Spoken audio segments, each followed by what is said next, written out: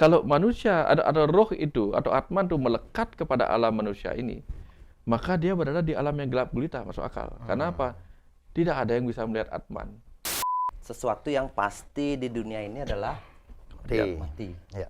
Yang lainnya itu tidak pasti, belum tentu kan. Masuk surga dan neraka pun belum pasti. Tapi sebelum masuk surga dan neraka kan Ada mati dulu. mati dulu.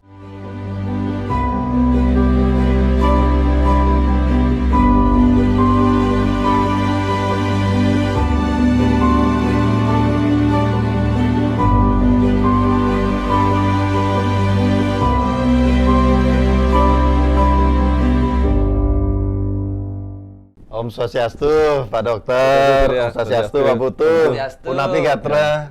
Wah. The mitos, Gen. Udah langsung sana ya.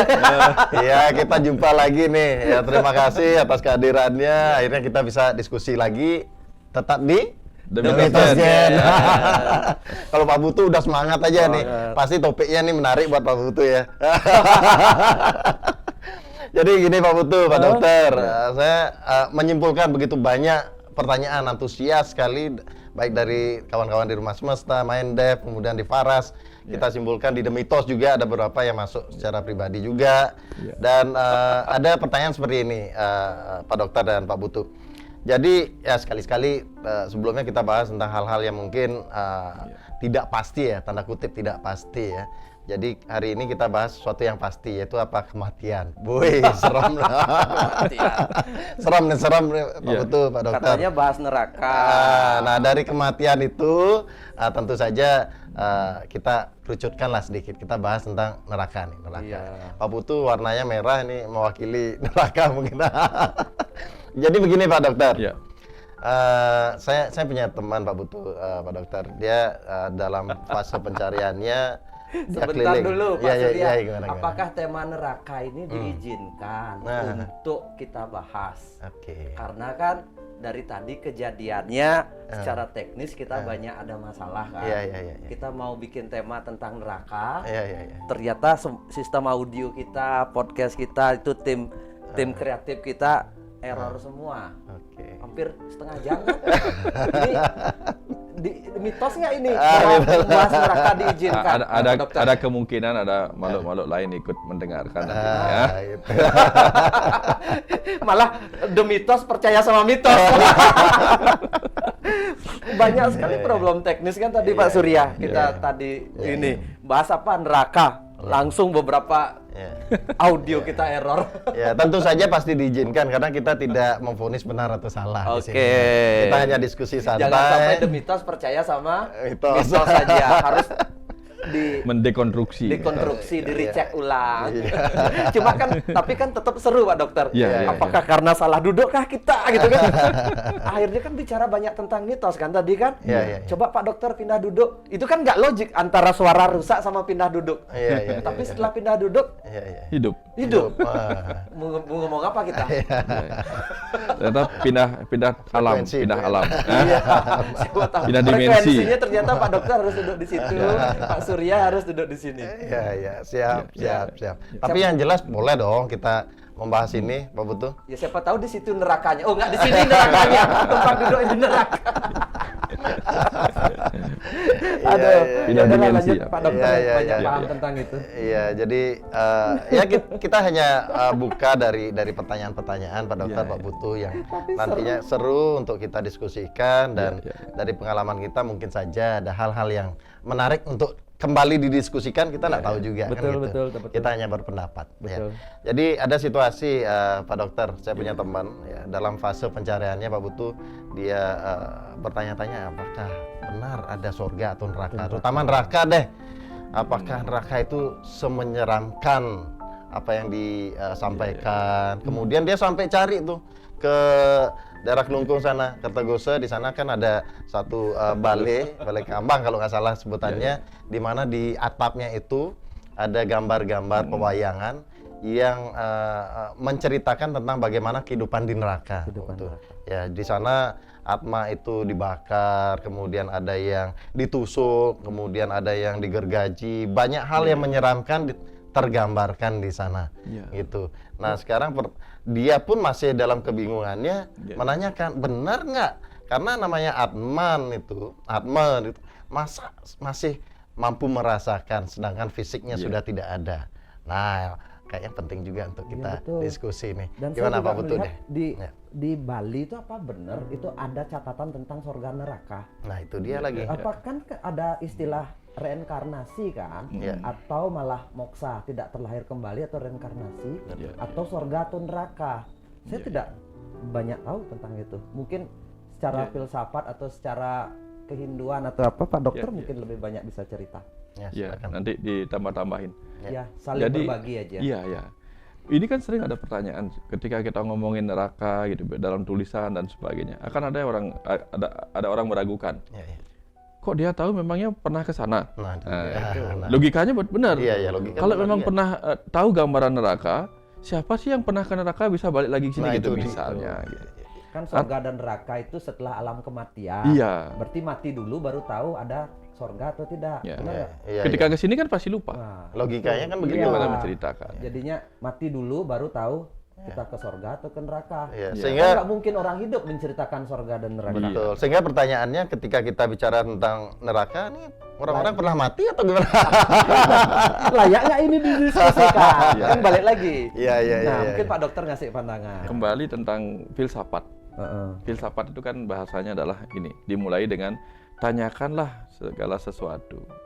Karena jika kau tidak mempertanyakannya, itu Socrates bilang, jika kau tidak mempertanyakan itu, maka hidup ini tidak berguna, tidak berharga untuk dijalani gitu.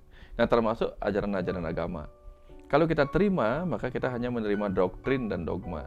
Tapi begitu kita mempertanyakan, maka muncul filsafat. Ini pertanyaan contoh tadi, gambaran yang di Kertagosat yang masih kecil waktu itu. Kan kasih gambaran komik-komik neraka itu. Lalu pertanyaan naif masa kecil itu bertanya kayak gini, Pak Putu. Ada Atman dibakar, ada Atman dihujani senjata. Tapi dalam pikiran waktu kecil itu membaca buku tentang sifat-sifat Atman itu sama dengan Tuhan. Nah, itu dia. Termasuk tidak basah oleh air. Lah, kalau tidak basah oleh air, apa gunanya direndam di kawah candle di muka? Dua, tidak terbakar oleh api. Lalu apa gunanya roh dibakar? Karena terbakar oleh api.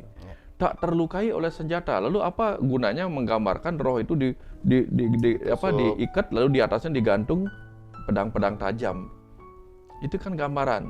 Sementara ajaran filsafatnya mengatakan dia tidak memiliki sifat-sifat terbakar oleh api, terkeringkan oleh angin, terlukai oleh senjata, dan sebagainya gitu.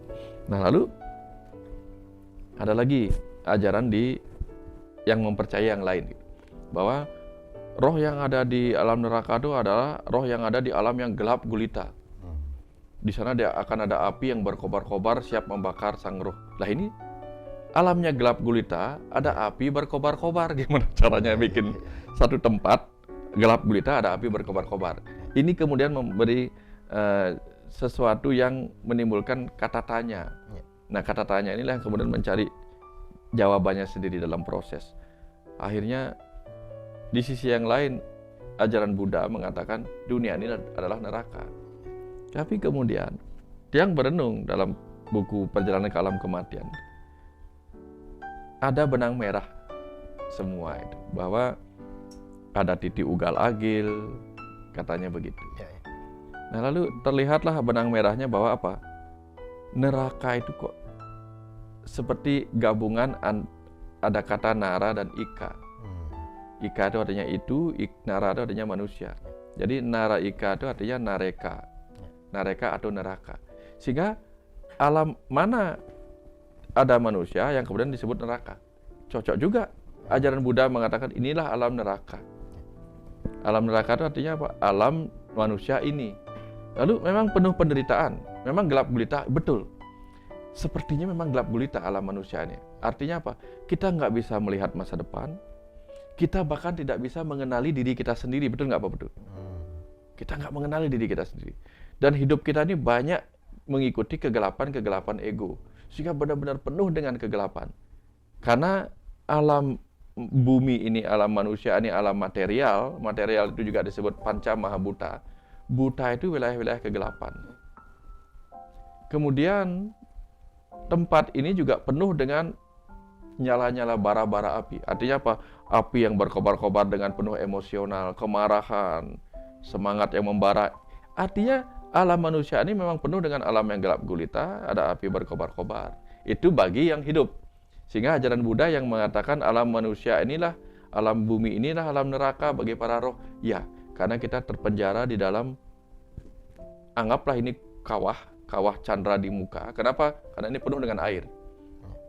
Sang roh sedang dibenamkan di dalam kawah yang ada airnya ini.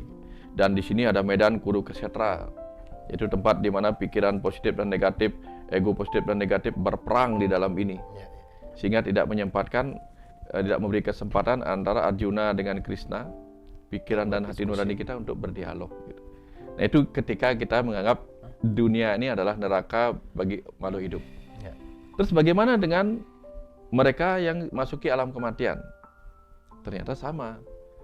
Ruh yang keluar dari tubuh, ketika sudah keluar dari tubuh, tapi tidak ingin melanjutkan perjalanannya ke alam cahaya, secara dia adalah makhluk cahaya, gitu. Ketika masih menggunakan tubuh energi, maka dia terjebak di antara alam bumi, alam neraka, alam manusia ini dengan alam swarga atau alam cahaya. Nah, keterjebakan dalam dilema inilah yang sering disebut sebagai berjalan di titik ugal agil, kebingungan. Gitu. Kalau manusia ada roh itu atau atman itu melekat kepada alam manusia ini, maka dia berada di alam yang gelap gulita, masuk akal. Karena apa? Tidak ada yang bisa melihat Atman. Dia ada tapi nggak bisa dilihat. Roh-roh itu ada di sini nggak bisa dilihat. Kalau mau dilihat, ya, kalau ada yang bisa melihat, malah yang bisa melihat mungkin dianggap meboye atau malah atau ini halu, kan? Dia berteriak nggak ada yang dengar. Seakan-akan dia berada di tempat yang sangat gelap gulita. Dan ketika roh itu yang sudah meninggalkan tubuh melekat dengan emosi-emosinya yang ada di sini, maka roh itu merasakan dirinya bagai sedang dibakar oleh api, tersayat oleh luka, seperti dihujani panah, dihujani ini, tersayat oleh luka kemelekatannya. Nah, kira-kira apa seperti itu rasa yang kemudian digambarkan dengan panah itu, ini itu. Itu kan ilustrasi-ilustrasi. Ilustrasi yang menggambarkan, ya sepertilah kalau kita nonton film kartun, kalau orang kepedesan itu ada api keluar gitu kan. Nah, jangan-jangan ilustrasi itu adalah menggambarkan rasa yang dialami oleh ruh-ruh yang memilih melekat pada kehidupan bumi justru setelah dia harusnya meninggalkan kehidupan bumi untuk pergi ke alam cahaya, alam naraika itu. Sehingga masuk akal dia terbakar di sini, dihujani, dilukai, tapi sebenarnya dia nggak terluka secara abstrak itu. Nah, jangan-jangan begitulah seram-seramnya. Sehingga tujuannya apa? Kalau alam neraka yang itu digambarkan seram, kita menjadi takut. Takut sebagai apa? Sebagai roh kita takut terjebak di alam manusia ini. Karena seremnya di sini.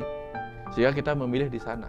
Gitu. Nah, jangan-jangan itu maksudnya. Nah, ini yang perlu mudah-mudahan memantik diskusi. Jangan-jangan itu maksudnya, gitu. Iya. Masih jangan-jangan. Iya. Kemudian mungkin ketika itu tersampaikan itu dan itu beberapa kali tersampaikan di rumah semesta. Ada pertanyaan berikutnya adalah ya oke, di antara sesuatu yang tidak pasti, kenapa saya harus percaya misalnya gitu. Terus berarti saya boleh dong bebas saja menikmati hidup ini tanpa harus takut kepada neraka. Nah, gitu gimana tuh? Ketika ada pertanyaan seperti itu, menurut Pak Dokter gimana? Ya, beberapa orang kemudian menganggap kemelekatan kepada duniawi ini tidak masalah. Kita bahagia-bahagia aja di sini, mumpung hidupnya sekali kan gitu. Toh mati juga nanti akan ke sana gitu. Tapi jangan lupa, dalam ajaran yang kita pahami lebih detail tentang roh itu, dia kan ketika menjiwai tubuh manusia, dia kemudian terbungkus oleh 5 lapisan. Salah satunya adalah lapisan yang disebut Ananda Maya Kosa, lapisan maya dari kebahagiaan. Nah, ketika dia mengizinkan dirinya terlalu melekat kepada kebahagiaan duniawi, pulang-pulangnya nanti dia menjebak dirinya pada kebahagiaan yang ada di dunia, pada energi yang ada di dunia, pada pikiran yang ada di dunia. Akhirnya atau manomaya kosa, itulah sebabnya banyak roh-roh yang melekat kepada energi cinta, energi kebencian pada dunia, sehingga dia memilih tetap di alam bumi ini. Akhirnya apa? Gentayangan di sini. Gentayangan itu mempersulit dia melanjutkan proses pematangan dirinya pada kehidupan berikutnya. Sehingga akhirnya apa? Kemelekatan itu harus dihilangkan, terutama kemelekatan cinta. Sehingga inilah yang di Bali diprosesikan dengan apa? Mape pegat, metirte pengentas, mepengentas. Jadi pegat angan-angan, pegat putus kecintaannya sampai tuntas gitu. Cinta terhadap apa aja? Cinta terhadap duniawi ini, alam ini gitu. Karena dia nggak sadar bahwa alam ini neraka. Samalah dengan kita gitu. Kita ada di dalam tubuh ini kan sebenarnya terpenjara. Gitu. Dalam ajaran Buddha kan terpenjara kita di sini. Cuman kita nggak menyadari bahwa diri kita terpenjara. Padahal kita sadar sendiri. Apa-apa kita mengalami keterbatasan. Padahal di dalam diri kita adalah percikan kecerdasan semesta tak terbatas atau Atman itu sendiri atau ruh. Tapi tubuh ini membuat kita terbatas, pikiran ini membuat kita terbatas. Percikan kecerdasan semesta tak terbatas membuat kita jadi terbatas ketika ada di dalam pikiran yang harus belajar dulu baru tahu. Padahal di dalamnya kita adalah yang bagian dari yang maha tahu. Gitu. Tapi keterbatasan ini membuat kita nggak tahu apa-apa lagi. Gitu. Nah, kan sebenarnya terpenjara. Terpenjara yang kita nikmati tanpa kita sadari. Ini dunia spiritualnya begitu. Nah, makanya di Buddha dia ingin membebaskan diri ini. Mencapai nirwana. Ya, nir itu tidak, wana itu hutan apa? Hutan dualitas. Jelas-jelas di sini kita penuh dengan kekacauan di sini. Contohnya apa? Bekal hidup kita apa? Suka, duka, lara, hati. Kebanyakan negatif itu, Dok. Kebanyakan yang suka, duka, lara, pati. Sukanya satu. Sisanya duka, lara, pati. Dan mencari sukanya itu juga susah. Nah, susah juga. Nah. Susahnya apa? Ya, kita kira kita punya uang 1 juta akan suka. Begitu butuh yang nilainya beli HP nggak cukup, hilang lagi sukacita tadi itu kan gitu Pak Budi ya. Gampang sekali sukacita itu hilang. Tapi duka cita, lara, apa? Susahnya hilang.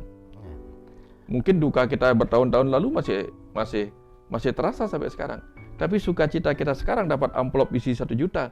Begitu mau beli HP harganya 1,5, langsung berduka lagi. Dengan cepat itu. Ya, itu contoh bagaimana kita mudah sekali kehilangan sukacita dan gampang masuk ke duka, lara, pati dan seterusnya. Terkait dengan neraka, mungkin juga bahwa bisa juga kita ke perspektif antara reward and punishment. Apakah itu adalah satu aturan yang memang dari tetua kita sudah sangat betul-betul pikirkan, sehingga sebagai manusia kita perlu satu rambu-rambu. Apakah ketika kita melakukan hal negatif adalah dikenakan sanksi A, B, C, D, dan ketika kita melakukan hal positif kita mendapatkan reward A, B, C, D dan lain sebagainya. Menurut Pak Putu gimana Pak Putu? Setuju nggak dengan hal seperti itu? Apakah ini opini Pak Putu ya, opini Pak Putu. Bicara tentang surga neraka tidak lepas bicara tentang kematian, ya kan? Sesuatu yang pasti di dunia ini adalah mati. Yang lainnya itu tidak pasti, belum tentu kan. Masuk surga dan neraka pun belum pasti. Tapi sebelum masuk surga dan neraka kan ada mati dulu. Sebenarnya saya lumayan lama merenungkan ini tentang kematian ini karena yang pasti. Dan teman diskusi untuk bicara tentang kematian ini sangat sedikit. Jarang kita mau. Kita terlalu banyak. Tapi setelah lama perenungan dan banyak diskusi juga dengan Pak Dokter gitu. Ajaran tentang kematian itu ternyata balik lagi. Ajaran tentang kematian itu adalah ajaran tentang kehidupan. Bagaimana kita menjalani kehidupan ini. Ya, kita bicara tentang kematian berarti kita bicara tentang kehidupan yang benar atau kehidupan yang baik. Jadinya balik lagi, hidup yang baik itu akhirnya seperti apa gitu. Hidup yang baik kita tidak usah lagi akhirnya memikirkan kematian. Setelah saya pribadi merenung lama tentang kematian, tentang ketakutan terhadap kematian, setiap orang akan mati gitu ya, ending dari cerita itu bagaimana kita bergembira atau merayakan kehidupan ini, bahwa menerima kehidupan ini dengan baik dan belajar bagaimana menjadi hidup yang benar. Begitu menjadi akhirnya itu. Karena apa? Kalau kita bicara tentang kematian, saya kan banyak merenungi tentang kematian dalam banyak hal gitu. Setiap hari sebenarnya kita mengalami kematian-kematian kecil. Gitu. Dan akhirnya ya kematian fisik secara semua itu. Kematian kecil ya sel-sel dalam tubuh kita mati kan satu persatu gitu loh. Setiap hari kita kalau kita bicara tentang bisnis ya setiap hari kita ada saja gagal, pernah mengalami kegagalan dalam hidup. Itu seperti kematian-kematian kecil. Kesusahan hidup pun sebenarnya adalah kematian menurut saya. Susah, sulit itu adalah kematian kecil. Itu pelajaran. Kematian kecil itu menurut saya untuk mengenal kematian yang besar nanti suatu saat. Jadinya kematian itu atau sorga atau neraka itu bukan hal yang ditakutkan. Tapi yang perlu kita takutkan adalah bagaimana kita menjalani hidup ini tidak benar. Jadinya ajaran terpenting dari neraka, sorga, dan kematian itu menjalani hidup di dunia ini dengan baik. Gitu. Mengenal bahwa hidup ini adalah sebuah proses untuk mengenal siapa diri kita yang sesungguhnya. Gitu.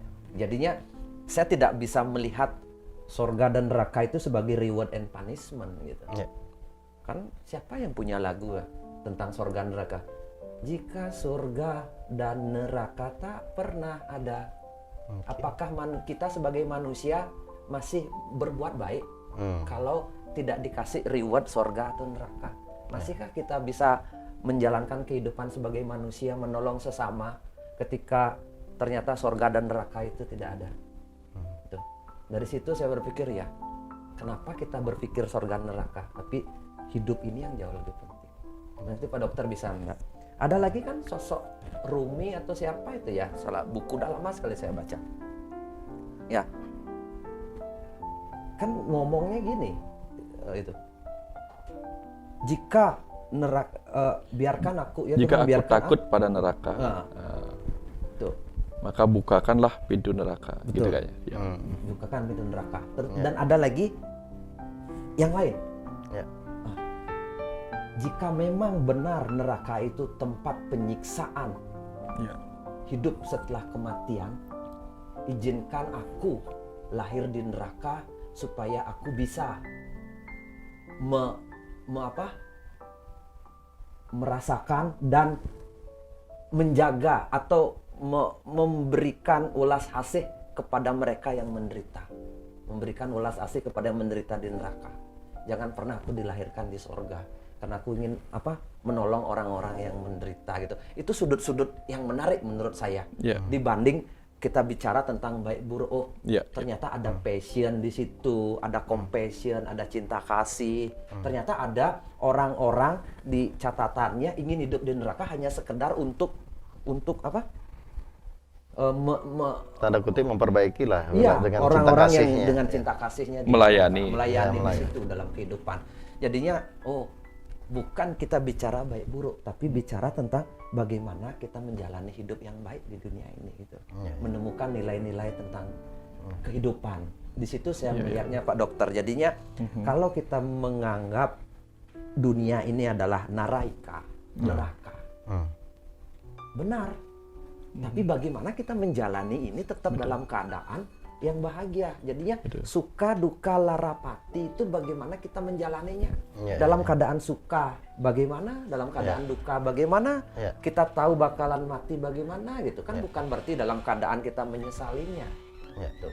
Dan kalau nanti ternyata kita berpikir, saya pribadi, kalau ke sorga kita ingin hanya menikmati kehidupan yang belum pernah kita nikmati di dunia ini, ya kan menurut saya dalam pikiran saya sendiri ya tidak benar juga gitu loh. Kita di sini belum pernah merasakan hidup berkelimpahan banyak uang, terus kita berpikir nanti di surga kita akan dapat rumah yang indah, punya pasangan yang bagus gitu kan. Seperti mimpi di dunia ini yang kita bawa ke sana gitu loh. Kan belum tuntas berarti kita di dunia ini. Nah, sebenarnya balik lagi, bukan hanya neraka menurut saya Pak Dokter ada di dunia ini. Sorga pun ada. Persis. Jadinya sorga pun di dunia ini. Ketika kita bisa menjadikan dunia ini adalah sorga, bagian dari kehidupan yang damai, ya kita ya di kematian pun kita akan memiliki kedamaian. Tapi terus terang saya belum pernah mati. Masalahnya di situ.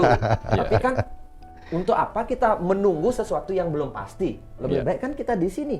Kita anggap kalau alam bumi ini neraka, kita nikmati dengan penuh sukacita. Bagaimana kita menikmati suka duka larapati, dan kalau bisa kita menikmati juga dunia ini sebagai sorga kita yang penuh kedamaian dan cinta kasih. Betul.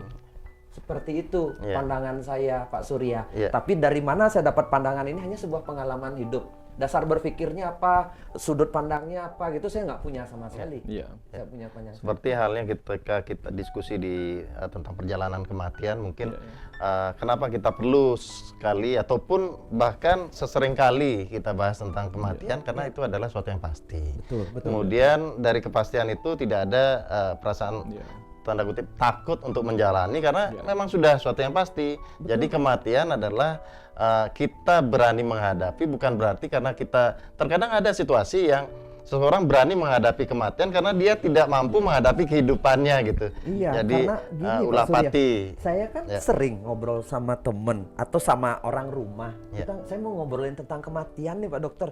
Engke nasan mati atau segala macem. Dong ngomongan gitu nih. Dong ngomongan tentang mati-mati, jadi kan sing karuan hidup kengket. Kadang-kadang kita seperti apa ya? Denial ya Pak Dokter, menyangkal bahwa kita akan mati, padahal itu hal yang pasti. Itu yang jadi problem kita.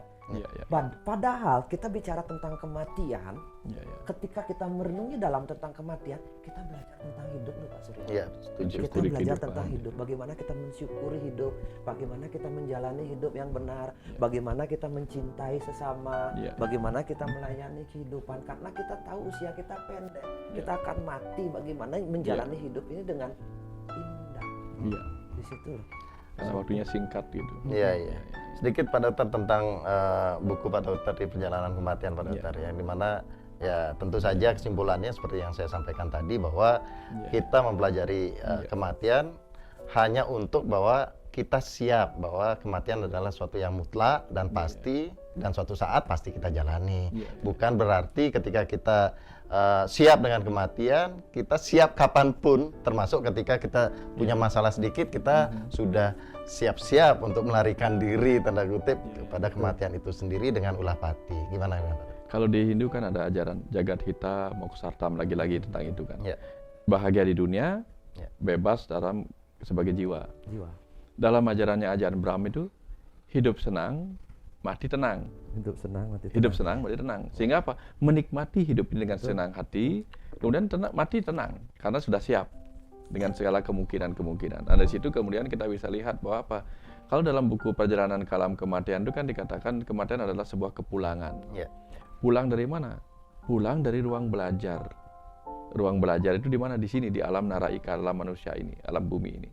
Nah, kalau kita misalnya di sini tidak punya teman, di sekolah lah, di sekolah berkelahi, dimarahin guru, tidak mengerti pelajarannya, mungkin nggak kita pulang ke rumah, ketemu sama ibu atau bapak di rumah dengan sukacita? Sepertinya nggak.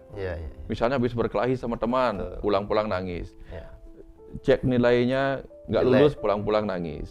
Kemudian dimarahin guru, pulang-pulang nangis. Hal yang sama terjadi kalau di kehidupan bumi ini kita banyak apa?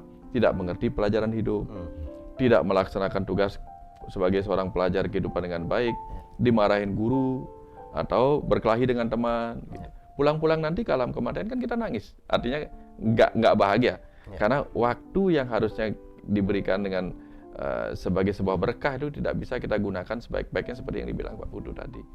Tidak bisa sukacita dalam pembelajaran, tidak bisa sukacita dalam proses kita di neraka bumi ini untuk menebus hutang karma kita. Tempat kita menyucikan diri dengan penebusan hutang karma, pulang-pulang kan nggak suci lagi kita.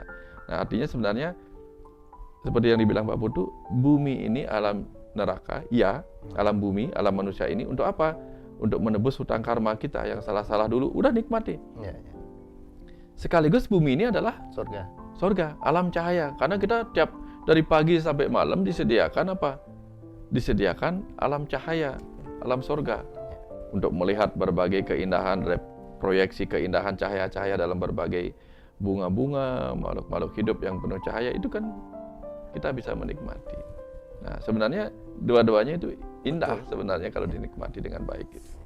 Sempat saya di mana ya baca Sang Buddha pun di tahap awal untuk mengenal itu ajaran tentang kebudaan itu di tahap awal Buddha proses penyiksaan diri untuk mengenal dirinya sendiri atau menuju alam nirwana. Dia meditasi tidak henti, tidak makan gitu. Tapi ternyata akhirnya dia menyimpulkan sendiri bukan itu jalan untuk menuju nirwana itu. Tapi sebenarnya adalah jalan tengah itu. Jadinya tidak boleh menyiksa diri. Oh, berarti tidak boleh menyiksa diri dengan cara kan waktu itu di tahap awal Buddha kan karena dia baru tahu, karena dia dikungkung kan ngelihat ternyata orang sakit mati di jalan orang tua gitu. Akhirnya dia berusaha untuk mengenal dirinya itu dengan menyiksa diri, melakukan hal yang sama ya. Iya. Dia kan di bawah pohon itu dia tidak makan selamanya, terus duduk diam sampai kan dia berakar dan sebagainya. Dan akhirnya dia menemukan di akhir cerita dia pembabar dharma, memberikan cinta kasih dan welas asih. Jadinya di situ saya melihat bukan menganggap dunia ini sebagai penderitaan, walaupun kita tahu suka duka larapati itu ada, tapi memberikan energi cinta kasih kemana-mana. Itu yang saya dapatkan. Jalan tengah tadi gimana? Ya itu jalan tengah. Maksudnya gini, ternyata jalan tengah itu yang paling bagus. Ketika dia nggak ada di tengah-tengah tadi nggak connect, tapi begitu Surya di tengah-tengah connect ya. Artinya bicara tentang surga neraka itu pencerahnya baru serius Pak Dokter sudah ada di tengah, ada intinya jalan tengah kok.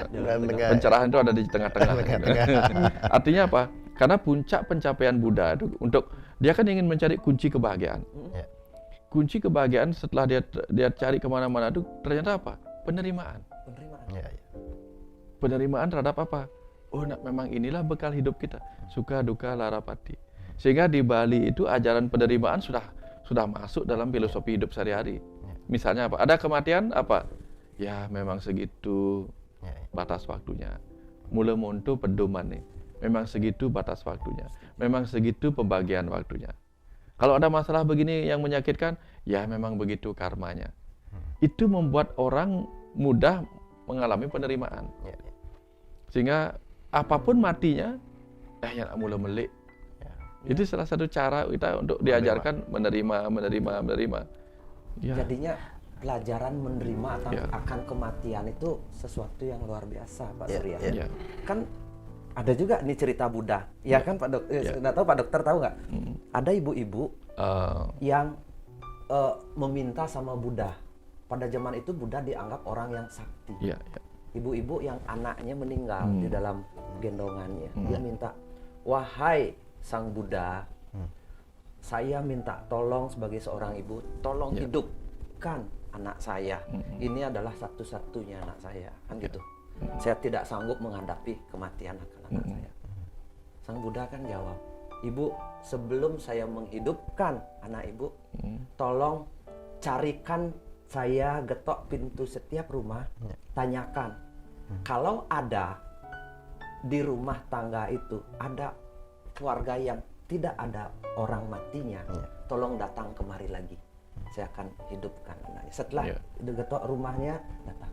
Dan ibu itu satu persatu didatangin rumah setiap orang kan, itu didatangin. Ternyata ditanyakan, adakah di sini orang meninggal sebelumnya? Ada. Sampai dia terus berusaha mencari. Ternyata di setiap rumah selalu ada orang meninggal. Dan akhirnya dia datang ke Buddha lagi, tapi tidak meminta lagi untuk menghidupkan anaknya. Akhirnya dia sudah tidak menganggap Buddha lagi sakti, tapi dia bicara, Buddha, terima kasih kau sudah mengajarkan bahwa kita harus menerima semua proses kehidupan. Ternyata setiap orang akan meninggal dan bagaimana kita menerima bahwa orang yang kita kasih atau kita sendiri akan meninggal dengan penuh ulas kasih, karena setiap orang akan mengalami proses itu. Jadinya persepsi si ibu itu udah berubah. Buddha bukan lagi tukang sihir yang bisa menghidupkan, tapi memberi pelajaran hidup yang harus kita mengenal makna kehidupan sendiri. Kan ibu itu yang mencari sendiri makna tentang kematian dan akhirnya menemukan kesadaran bahwa kehidupan itu adalah dasar dari bagaimana kita menerima akan sebuah kematian itu sendiri. Dari banyak ajaran baik di Bali maupun dimanapun banyak hal-hal terkait dengan penerimaan. baik dalam ritual kita Ritual juga tadi dan- sudah tersampaikan juga. Di bukunya Pak Ya. Dokter kan juga sama. Semua ritual kematian di Bali itu adalah proses penerimaan Betul. sebenarnya. Ya. Panggil kembali, kan di bukunya jelas, di bukunya Pak Dokter. Dan lumayan membuka persepsi saya tentang ritual kematian orang Bali. Dan di situ saya banyak sekali dapat. Nah, dari sekian banyaknya tentu saja seharusnya masyarakat yang ada di kebudayaan itu mempunyai pemahaman dan kesadaran bagaimana menerima ya Pak Dokter. Ya. Tapi satu yang menggelitik Pak Putu, Pak Dokter, ternyata dari realitanya di Bali itu tingkat bunuh diri itu nomor 3 di Indonesia. Yang mana tentu saja penerimaan terhadap situasi itu dia tidak mampu lakukan, dan kemudian bagaimana dia mengatasi kontrol emosinya itu tidak mampu. Sedangkan dari sisi yang lain kita sudah banyak melakukan hal-hal ritual, sudah banyak juga mempunyai filosofi tentang penerimaan. Nah, miss-nya di mana nih supaya bagaimana nanti penonton itu mampu mengaplikasikan secara real bagaimana mengatasi atau menerima situasi yang mungkin saja bisa dianggap tidak sesuai dengan kemampuan dirinya. Tentu saja dia melarikan diri karena menganggap tidak mampu, kan gitu. Silakan. Nah, inilah kemudian pentingnya ajaran ilustrasi tentang neraka itu kemudian dikupas dengan baik. Sehingga orang-orang yang berpikiran bahwa bunuh diri adalah salah satu jalan keluar untuk terbebas dari neraka dunia ini.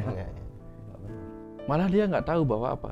Ketika dia meninggalkan bumi tanpa keikhlasan, akan sulit baginya untuk pergi ke alam lain. Kenapa? Dia di alam lain itu sebagai roh, itu akan melihat banyak sekali hal yang dia sesali. Betul. Ternyata ketika hari aku bunuh diri itu, aku menyesali hal yang aku tidak suka. Sekian tahun kemudian, ternyata aku hidup bahagia. Aku menyesal telah mengakhiri hidupku. Padahal aku dijanji dalam skenario itu aku akan hidup bahagia gitu misalnya. Penyesalan inilah yang menyebabkan dia malah tersiksa di alam neraka sebagai ruh. Sebagai ruh di dimensi yang lain. Nah, artinya kalau dia paham hal seperti ini, maka memilih cara bunuh diri adalah akan menjadi pilihan yang tidak dilakukan oleh setiap orang. Karena apa? Akhirnya dia tahu bahwa apa? Kematian yang tidak benar-benar kuinginkan ternyata justru menyebabkan aku bukan terbebas dari alam neraka di alam manusia ini. Aku hanya terbebas dari tubuh yang tidak sanggup kugunakan untuk mencapai kebahagiaan. Tapi akhirnya aku ada di alam sana sebagai roh gentayangan tetap yang terjebak kepada prana maya kosa, energi kemarahan, atau mano maya kosa, pikiran-pikiran yang penuh dengan kebencian pada kehidupan, penolakan pada kehidupan. Itu yang menjadi masalah juga berikutnya. Sehingga dia bukan menjadi solusi yang menghilangkan masalah, tapi apa? Menimbulkan masalah baru. Solusi yang menimbulkan masalah baru. Betul. Ya, hanya tersiksa tadinya tersiksa dalam tubuh manusia, sekarang tersiksa sebagai roh tanpa tubuh, lebih berat lagi itu.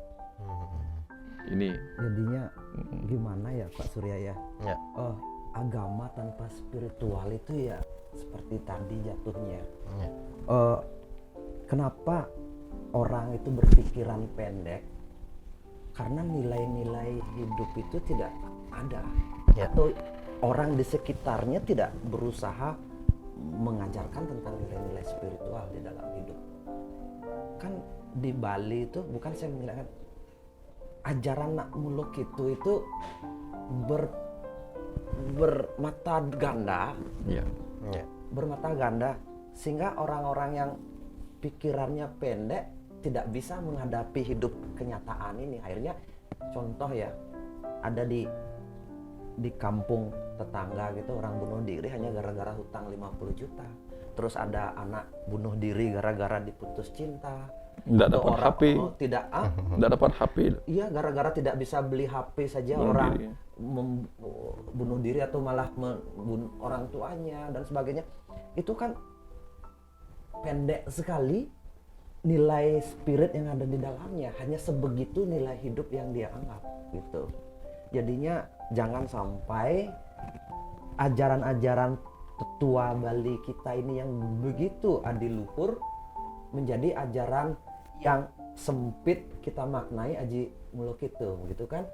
Kita akhirnya kita nggak tahu maknanya ajaran-ajaran Bali, dan kita sebagai generasi Bali ya wajib terus menggaungkan nilai-nilai dan makna-makna ajaran Bali. Jangan sampai yang katanya pulau sorga Bali itu pulau yang indah, toleransi tinggi dan sebagainya, jangan sampai banyak bunuh dirinya, banyak bunuh diri dan terhimpit masalah-masalah ekonomi dan sebagainya gara-gara kita hanya pendek pikiran saja.